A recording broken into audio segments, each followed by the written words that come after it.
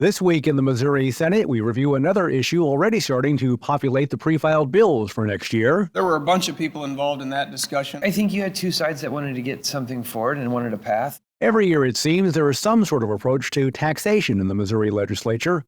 For those Missouri senators who are not able to get something passed this year, 2024 will probably provide another opportunity. Among the larger taxation measures this year was Senate Bill 131. Missouri Senate President Pro Tem Caleb Rowden of Columbia says this proposal became a vehicle for multiple ideas. We thought there were enough votes to get both of those things done separately. The interested parties do these things. I voted for both. There were a fair number of people who voted for both. Sometimes it works out that way, and both sides can live with that. Sometimes it doesn't. Missouri Senate Minority Floor Leader John Rizzo of Independence says adding to the original legislation meant having to compromise on things. We agreed that we would give a path for something. We decided to give a path for sales tax exemptions for diapers and period products and food deserts. They decided to give a path to no sales tax on guns and ammo. Your priorities tell you kind of who you are. There are times, obviously being in the minority, where unfortunately we have to strike deals that we would normally not have to do. Senator Rowden also says part of the added language in the bill included potential changes to the state grocery tax.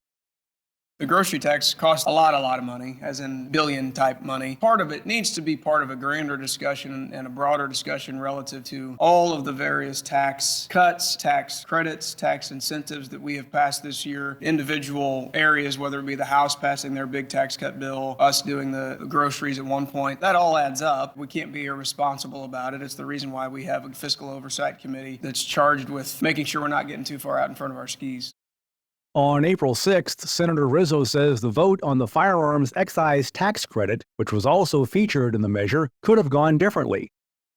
Actually, this morning, I had some conversation with some of my colleagues, and it became kind of apparent that it was going to be close. I didn't think that it was ever a point to where it could be in jeopardy. It would have surprised me if it had failed, but it definitely didn't pass by what I thought it would initially. This morning, after I had some conversations, I thought, man, this might be a slim margin. I had a lot of conversations on the floor about it, trying to explain to people some of the apprehensions, and most people I talked to were there. On December 1st, Missouri senators learned what bill numbers their pre-filed proposals will have next year. So far, more than 520 bills and 34 joint resolutions have already been filed ahead of the 2024 regular legislative session. Lawmakers may continue to pre-file legislation through the end of the year. The second regular session of the 102nd General Assembly will start at noon on Wednesday, January 3rd. And remember, you can follow these and other issues facing the Missouri Senate, plus see a complete list of all pre-filed Missouri Senate legislation by visiting our website, senate.mo.gov. Reporting from the state capitol, I'm Dean Morgan.